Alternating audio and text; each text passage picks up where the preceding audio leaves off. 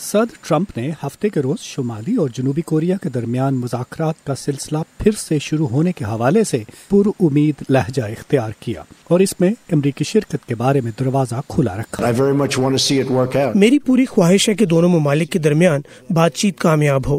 میں چاہوں گا کہ شمالی کوریا اولمپکس میں شریک ہو اور شاید وہاں سے بات آگے بڑھے، تو میں 100% ان کے ساتھ ہوں اور مناسب وقت پر ہم اس میں ملوث ہوں گے۔ گزشتہ سال صدر ٹرمپ نے کہا تھا کہ وزیر خارجہ ریکس ٹیلرسن پیانگ یانگ کے ساتھ مذاکرات کی بات کر کے اپنا وقت ضائع کر رہے ہیں۔ اب اعلیٰ امریکی عہدیداروں کا کہنا ہے کہ اگر شمالی کوریا کچھ اہم اقدامات اٹھائے تو بات چیت ممکن ہے۔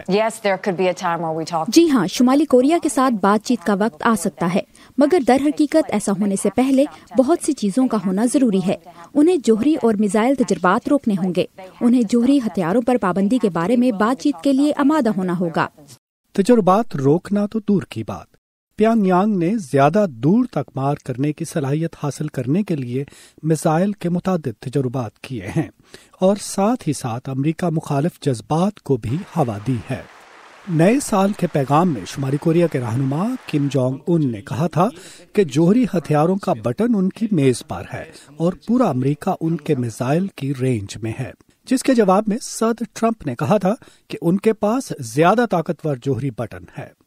صدر ٹرمپ کا اصرار ہے کہ سخت انداز اپنانا ضروری اور مفید ہے۔ آپ کو ایک خاص رویہ اپنانا چاہیے اور آپ کو کچھ اقدامات اٹھانے کے لیے تیار رہنا چاہیے، اور میں تیار ہوں۔ سینٹ کی فارن ریلیشنز کمیٹی میں ڈیموکریٹک پارٹی کے اہم رکن بین کارڈن نے صدر ٹرمپ کی ٹویٹ کو خطرناک اور پریشان کن قرار دیا۔ ہمیں شمالی کوریا کو مزید الگ تھلگ کرنا ہوگا، مگر سفارتکاری کو آگے بڑھانا ہوگا، کیونکہ اس معاملے میں کوئی اچھا عسکری حل موجود نہیں۔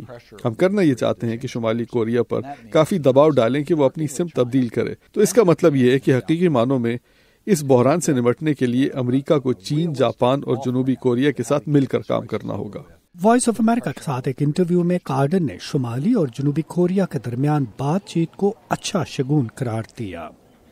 مائیکل بومن کے ساتھ ندیم یعقوب، اردو VOA۔